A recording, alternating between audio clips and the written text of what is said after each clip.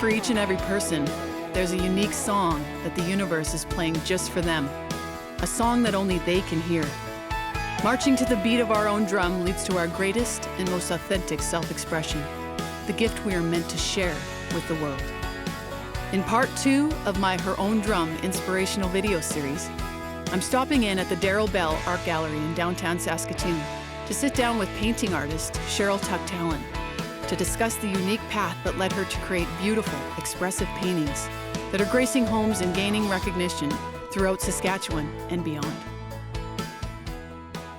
Cheryl Tuck-Tallon, thank you so much for being a part of this series. It's such a pleasure to be sitting with you in this beautiful studio with your beautiful artwork behind us. It's just a pleasure, and I can't wait to dive into some questions and let everybody know, I think, a little bit more about Cheryl and this journey to become an inspiring painter. So thank you. Thank you, I'm honored. So we're gonna jump right in. So what I'd like to know, I think, to begin things today is, what was the desire for you to start this journey to become a painter? I know you spent a career raising a family and a successful business career, as far as I know, and tell us a little bit about the desire and how it came to be. It wasn't singular, it wasn't one thing. It was more an energy, a need to express. It is very hard to describe. When I'm not creating, I'm not grounded. And it was like I was out of sync.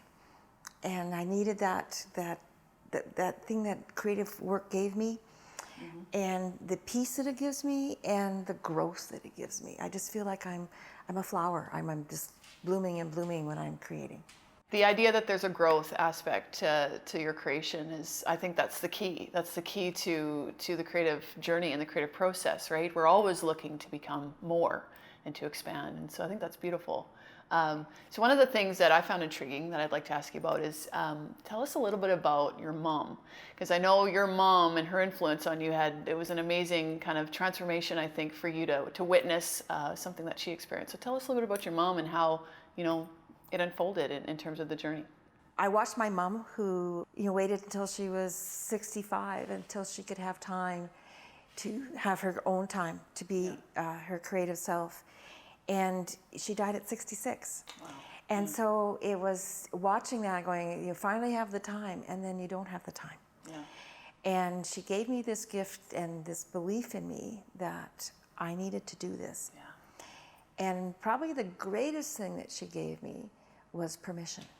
Wow. Okay. And I was young 30s when she passed, and it was her deathbed wish that I go back to my art. No kidding. And in a way, and I said, yes, Mom, I will, and that. But in a way, that was her saying that she believed in me, but also now it gave me permission, because I had to do it for her. I'd made her a promise. Wow. And that's one of the hardest things we do with our creative souls, is we don't give ourselves permission to explore them. Yeah. Wow. That's powerful. It was. Yeah. And it's been a driving factor for me. My mom and I were not really close when she was alive. I was a troubled teen and busy and all that. And we're extremely close now. That's cool. Wow. Beautiful. I think a lot of people can relate to that. I think the idea of giving yourself permission, and I think that we owe it to ourselves, we owe it to the world to do that. So tell me about the art itself, because I know that, from what you've told me, from what we see behind us, it's more than just paint on a canvas. It's so much more than art on a canvas. And my drive was, I think there was a need to express, and I had this to say and that to say, and I wanted to do this and I wanted to do that. And as I started developing into it, I learned that it wasn't about me. And the more I let go, the more abstracted my art became, the more evolved it became. And it wasn't about me just saying one thing. There was these creations happening that I didn't know how they happened. And I found that there was a conversation going on. I might start, but then if I was open to it, there was more telling me what I should be doing next, or how it would evolve. And I went to places that I would never have gone if I had not been prepared to let go. Wow. And that is almost like, scary in the scary world, but to let go and just let it, something that you've created, and maybe even paint over most of it because you want to go a different way. Right? Yeah. And to not force it, and to listen. And to get frustrated, and to stop, and then to come back and go, oh my goodness, there it is. I just wasn't listening. Wow.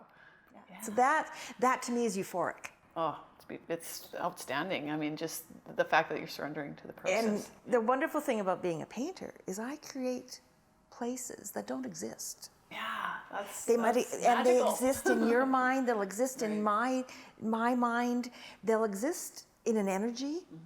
And I also put a spirit in there. Like, I don't know the other word to use with it, but I create places that will talk to you, but they don't exist in reality. Yeah. So that's mind-blowing for me. Oh, wow. Yeah. And when I have someone tell me about the story of what my art touches them, and it has nothing to do with the story that I thought of when I was doing it, but it's their story, that is really exciting for me too, that they bring a story to it. That's I think every artist's dream, right? Yeah, I agree with you completely. I think it's the idea of surrender. When you said that, it just clicked. You know, it just makes sense. I think there's something bigger going on behind the scenes that we just get to be the catalyst for, and that's such a powerful thing when we tap into that and surrender to that. And the surrender isn't like a frustration, giving up, or a weakness. It's opening. It's surrendering to my own control and letting me partner or synergize with other energies. Yeah. And so it's not a weakness to surrender. It's actually a growth. Yeah. The whole inspiration behind this series was to talk about the idea of marching to the beat of your own drum, which is a song that I've written. And so what I'd like to know, we're going to speak to the women that are listening to this today. What advice would you give a woman, you know, wanting to pursue her passion, wanting to march to the beat of her own drum? What would you say? I think what I had to learn to do was to honor it, to respect that I needed this, to give myself permission, and then to protect it.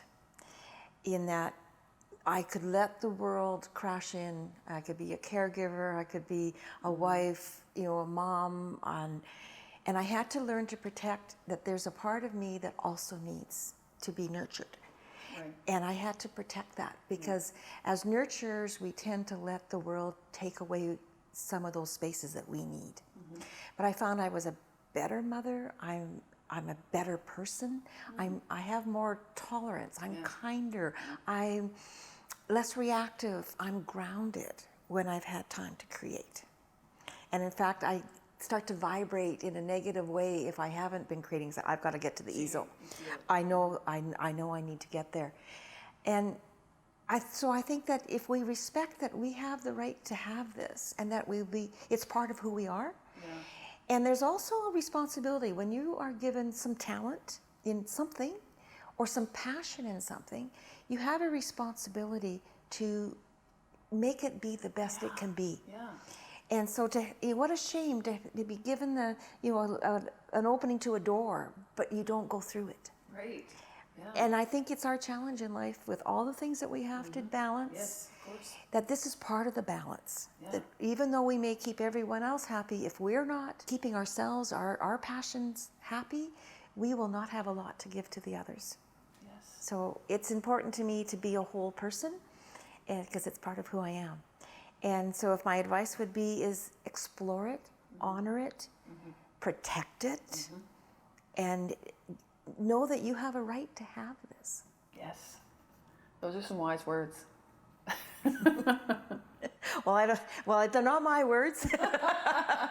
But, you know, lots of discussions with other artists, and we all have those similar challenges, like time. Time's probably the biggest one. Yeah, that's the biggest one. And we give it away too Very easily easily. sometimes. Yep.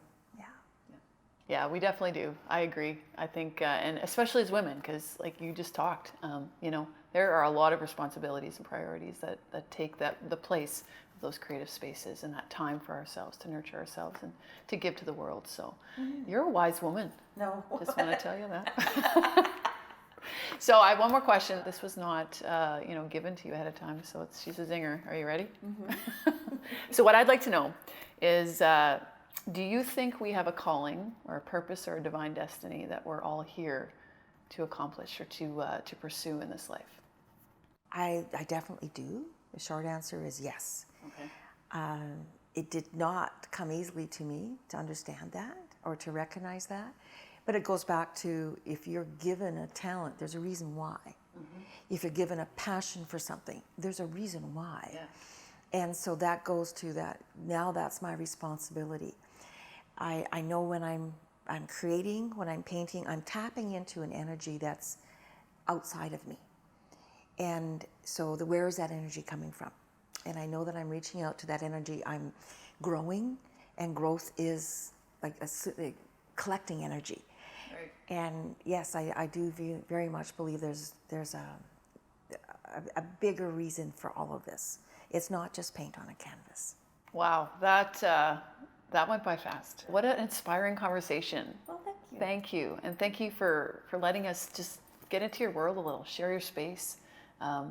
This is going to be an inspiring, video for people to watch, and we'll look for more art, because I know you're not slowing down anytime soon. Hey? No. And to be able to collaborate with another artist in another field has been really inspiring for me. Because this is great. This is why we're doing it, right? Yeah. We're all in this together. The process and the realizations of what's going on is parallel. Like we're all kind of doing this, even though we're completely different. It's such a gift to be able to share that with each other. So thank you. Thank you again. Thank you.